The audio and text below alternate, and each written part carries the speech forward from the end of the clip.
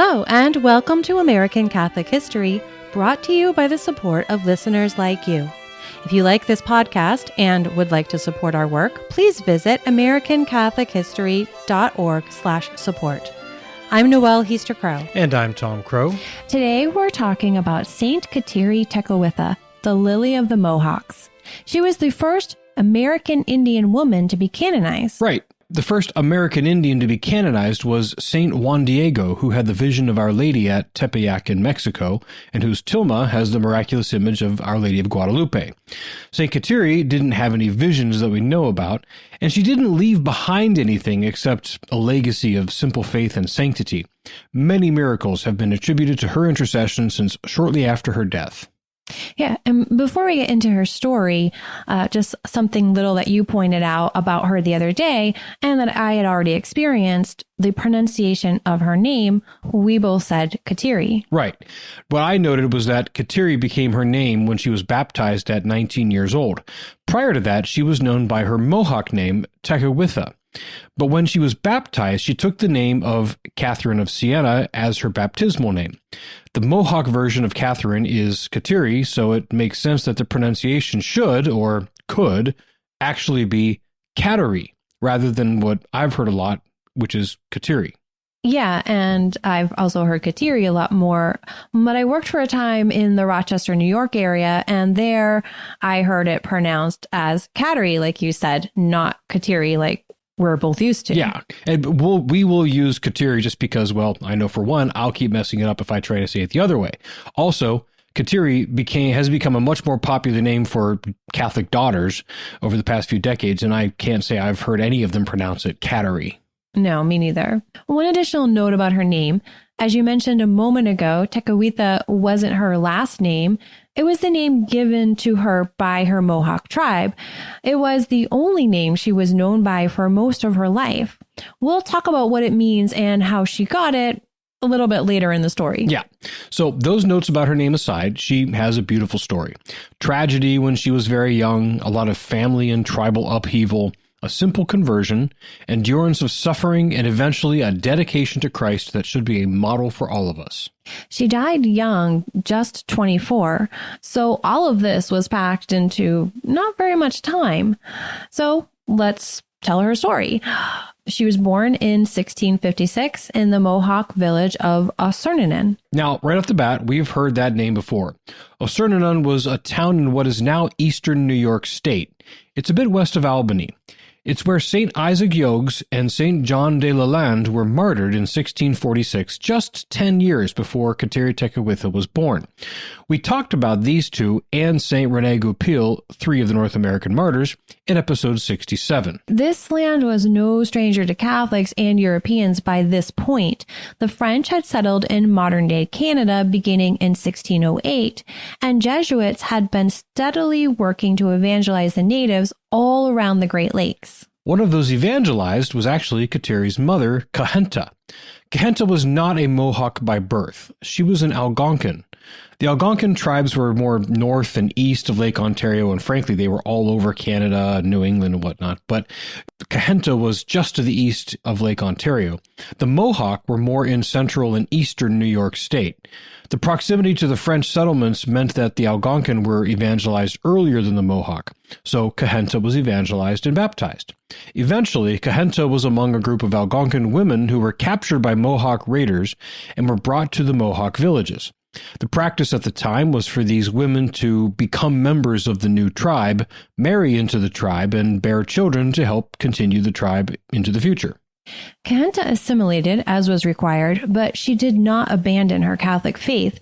She married a Mohawk chief, Kahnawake, and they had 2 children, a daughter and then a son. At this point, Kateri didn't have a name. Mohawk children weren't given names until they grew and exhibited something in their behavior that distinguished them. And as fate would have it, she would not get a name from her own parents. When Kateri was still young, smallpox broke out among the Mohawk. Kahenta, Kahnawake, and their younger child, Kateri's younger brother, all died. Kateri, who again still had no name, survived smallpox. She was about 4, and she was adopted by her father's sister and her husband, who took over as chief when Kahnawake died. But Kateri had suffered permanent and disfiguring scarring on her face, and her eyesight was permanently damaged by the disease. This disability contributed to her eventual given name. As she grew, she had difficulty moving about due to her poor eyesight. So naturally, she was a bit clumsy and would fall over things. Thus, she was named Tekakwitha, which is a Mohawk word meaning she who bumps into things. I'm glad we don't still do that. My name would probably be like he who argues with everyone, or what you said earlier, he who loses things. True story. And what would you be? Well, my guess would be she who tries to keep it all together and does a darn fine good job. With red hair, I could be, redheaded oldest child or something like that. I don't know. Yeah, I've got other ideas. Anyway, I like my name better. Anyhow, as she grew, she was schooled in the many skills that Mohawk girls learned: weaving cloths and baskets, preparing animal pelts, food preparation, and other necessary skills. When Tekakwitha was about 10, her village was actually attacked by the French. Okay, that sort of came out of nowhere. Why did the French attack? Well, it's a long story, but the very basic version is that the Mohawk were more or less allied with the Dutch. The Dutch had settled at the mouth of the Hudson, so in modern-day Manhattan and the surrounding area. The Dutch were Protestant and were not friendly with the Catholic French, who were up north of the St. Lawrence River. The French were allied with the Hurons, who were not friends with the Mohawk. So conflicts could be directly between the French and the Dutch, or as in this case, it could be among the allied parties. While the French and the Dutch had religious animosities, the conflicts were more generally about trade routes and the right to hunting and trapping lands for furs. This was more the reason for the conflict of 1666. Okay, so the French attacked the Mohawks near Asurnanon in 1666, and to avoid capture or death, Tekakwitha and most of the villagers fled into the woods. The Mohawks surrendered for peace, but as part of the peace settlement, the French required that the Mohawk allow Jesuit missionaries into their villages. Yeah, and the Mohawk chiefs accepted this, but they didn't like it. The missionaries wanted the Mohawk to abandon their pagan customs and to move to Catholic villages further north. Many Mohawk became hostile to the missionaries. Tekakwitha, however, was intrigued by them. She possibly had some fond early memories of her mother that were stirred by their prayers and their lessons about the gospel. But her adopted father, her uncle, forbade her associating with them because he intended her to remain a good Mohawk woman who would eventually marry and bear many Mohawk children. Also, his own daughter, who was older than Tekakwitha, had become a Catholic and left home to live in a Catholic village near Montreal. He did not want to lose two daughters to the missionaries. But he couldn't keep her away completely or forever. Tekakwitha did what she could to listen to the missionaries and learn more about their faith. When she was 13, another tribe, the Mohicans, attacked the Mohawk village. As the warriors defended the village, the Jesuit missionaries and the women treated the wounded. Tekakwitha observed the care given by the Jesuits, and she learned much more about the faith from them. Shortly after this, she declared to her aunt that she intended never to get married. Her aunt would have been shocked by this, because Mohawk women were expected to marry and bear children to raise the next generation of Mohawks. Tekakwitha refused to let her mind be swayed as she grew to marrying age, but her aunt and relations didn't relent in their attempts to get her to change her mind. Yeah, at one point her aunt even arranged that a particular young man should sit next to Tekakwitha, and she pressed Tekakwitha to present him a traditional corn dish that was a sign of being open to courting and marriage. Tekakwitha regarded this with horror and bolted from the gathering. After this display, her aunt and other family members and others in the tribe began to treat her with scorn and ridicule, hoping to break down her resolve to remain detached, single, and a virgin. But she would not relent. On the contrary, she continued receiving instruction in the faith. Finally, in 1676, when she was 19, she was baptized. It was at this point that Tekakwitha took the name Kateri, or Kateri, in honor of Saint Catherine of Siena. When her baptism became more widely known, the abuse she received became even more intense. She was accused of sorcery and witchcraft and more.